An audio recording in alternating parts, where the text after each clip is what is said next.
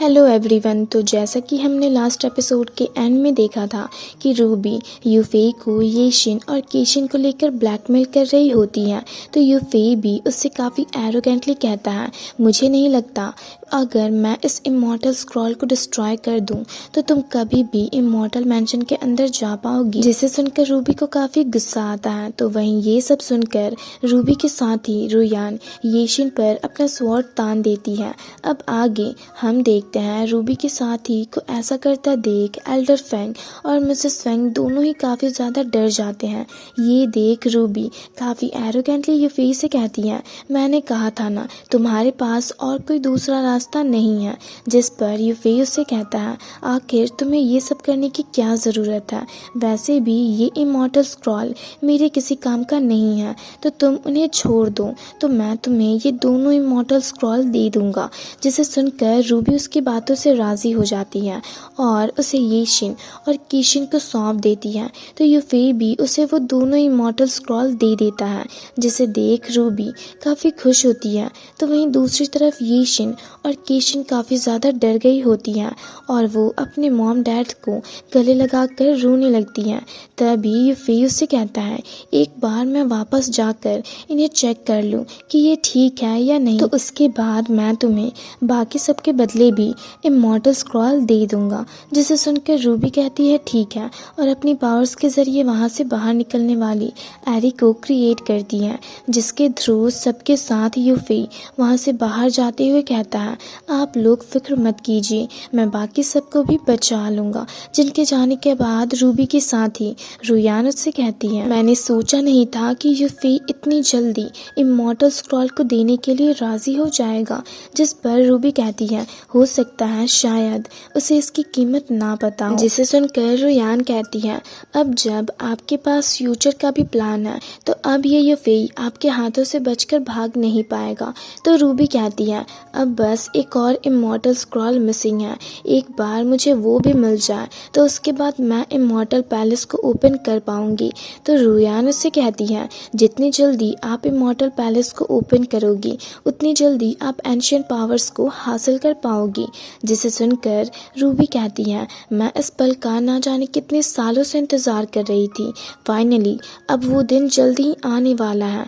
वहीं उसी रात हम स्मोक एंड रेन पवेलियन में मॉग, सांग, जिहान और शाया को देखते हैं, जो एक बाउंड्री पर आ खड़े होते हैं, जहां जिहान कहती हैं, मुझे नहीं लगता मैं अपने मॉम डैड को बचा पाऊंगी। तो सांग भी उसकी बातों से एग्री करते हुए कहती है, हाँ, क्योंकि यहाँ पर काफ़ी ज़्यादा हैवी गार्डिंग चल रही है और हम ठहरे बस कुछ लोग। जिस पर मॉन्ग कहता है, ऐसा किसने कहा, यहाँ पर बस हम ही लोग मौजूद हैं।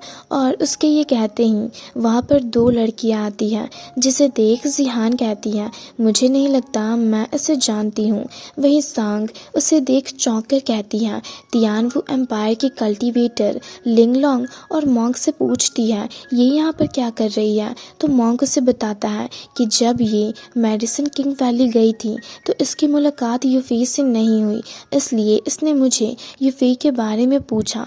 जिसे सुनकर सांग उससे गुस्से से कहती है, इसलिए तुमने इसे बता दिया कि यूफेई यहाँ पर है। उसकी बातें सुनकर लिंगलोंग उससे कहती है, लगता है तुम मुझे यहाँ पर देखकर खुश नहीं हो, इसलिए तुमने मुझे ग्रीट भी नहीं किया।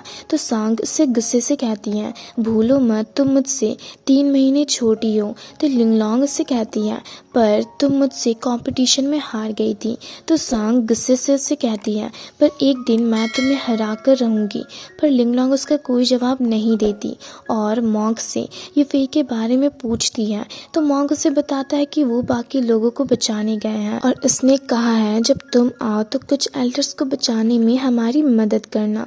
तो वो कहती है ठीक है। जिसे सुनकर मॉन्ग उसे जिहान को इंट्रोड्यूस करवाता है और लिंगलोंग से कहता है, अभी हमें इसी के पेरेंट्स को बचाना है। तो लिंगलोंग जिहान से पूछती है, तुम्हारे पेरेंट्स कहाँ पर हैं। तो जिहान उससे बताती है कि मेरे पेरेंट्स पैलेस के अंदर कैद हैं, जिससे युआन इंग रिलम के हाई लेवल के कल्टीवेटर्स गार्ड कर रहे हैं।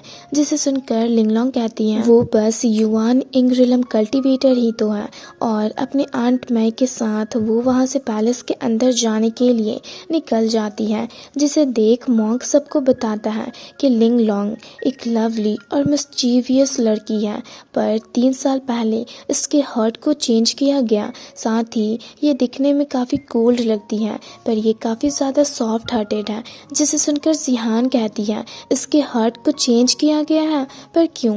तो सांग उससे कहती है इसके बारे में मैं तुम्हें बाद में बताऊंगी, पर अब हमें भी अंदर जाना चाहिए। जिसके बाद वो सब भी पैलेस के अंदर जाते हैं। फिर नेक्स्ट सीन में हमें पैलेस के अंदर का सीन दिखाया जाता है, जहां हम 2 गार्ड्स को आपस में ड्रिंक करते हुए और बातें करते हुए देखते हैं, जहां वो कहते हैं कि पैलेस के गेट पर इतनी स्ट्रॉन्ग फॉर्मेशन लगी हुई है कि एक मच्छर भी अंदर नहीं आ सकता। और वो लोग आपस में बातें कर ही रहे होते हैं कि तभी लिंगलोंग वहां आ जाती है, जिसे देख वो कुछ करते उससे पहले ही वो उन दोनों को घायल कर देती है। जिसके बाद जिहान और बाकी सब भी वहां पहुंचते हैं, जहां जिहान सांग से कहती है लिंगलोंग तो सच में काफी पावरफुल है। इसने ना सिर्फ पैलेस बैरियर को डिस्ट्रॉय कर दिया, बल्कि इसने इन दोनों गार्ड्स को भी अकेले ही हैंडल कर लिया।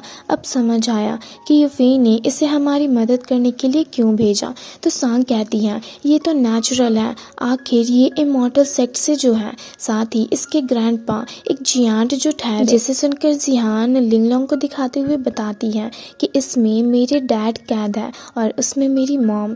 जिसे सुनकर लिंगलोंग अपनी आंट मेई को जिहान के डैड को जाकर बचाने के लिए कहती है और खुद बाकी सबके साथ जिहान की मॉम को बचाने के लिए जाती है।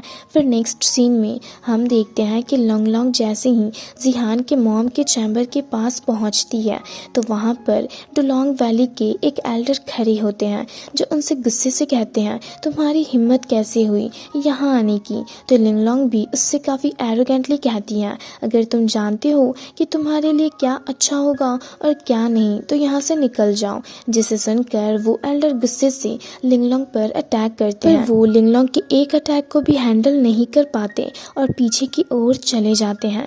ये देख लिंगलोंग अपने फोनिक्स बोर्ड के जरिए उन पर काफ़ी पावरफुली अटैक करती हैं, जिससे घायल होकर वो नीचे जा गिरते हैं। तो लिंगलोंग उनके गले पर अपना स्वॉर्ड तान देती है और उन्हें चैम्बर गेट को ओपन करने को कहती हैं और उन्हें जिहान की मॉम के पास लेकर चलने को कहती हैं। जिसे सुनकर वो कहते हैं ठीक है। तभी जिहान और बाकी सब भी नीचे आते हैं, जहां जिहान लिंगलोंग को देख सांग से पूछती है ये तो हुआन यिंग शिंगशान रिलम में है। तो सांग उससे कहती है अगर ये चाहती तो कब का युआन यिंग रिलम में पहुंच जाती।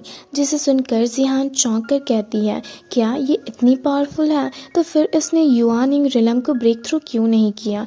तो सांग उसे बताती है क्योंकि ये चाहती है कि प्रिंस युआन यिंग रिलम को ब्रेक थ्रू पहले करे। जिसके बाद वो लोग चैम्बर के अंदर जाते हैं, जहाँ पर जिहान की मॉम को बांध कर रखा गया होता है। जिसे देख जिहान दौड़ते हुए अपनी मॉम के पास जाती है। ये देख उसकी मॉम काफ़ी इमोशनल होकर उससे पूछती है क्या तुम जिहान हो। तो जिहान भी काफ़ी इमोशनल होकर कहती है हाँ। तो लिंगलोंग उसे पीछे करके उसकी मॉम को जंजीरों से आज़ाद कर देती है और जिहान को उन्हें लेकर चलने को कहती है और वो लोग वहाँ से बाहर जाने लगते हैं। दूसरी तरफ हम आंट मेई को नानियों के साथ फाइट करते हुए देखते हैं, जहाँ नानियों आंट मेई के अटैक से घायल होकर दूर जा गिरता है। जिसके बाद आंट मेई चेम्बर गेट को अपनी पावर्स के जरिए ओपन कर लेती है और उसके अंदर जाकर जिहान के डैड को लेकर जिहान के पास जाती है। जिसे देख जिहान काफ़ी इमोशनल हो जाती है। तो सांग उससे कहती है हम इसके बारे में यहाँ से बाहर निकलने के बाद बातें करेंगे, पहले यहाँ से चलो। जिसके बाद वो लोग वहाँ से निकल जाते हैं और इसी के साथ ये एपिसोड यहीं पर ख़त्म होता है। तो अगर आप लोगों को ये वीडियो अच्छी लगी तो वीडियो को लाइक और चैनल को सब्सक्राइब कर दें।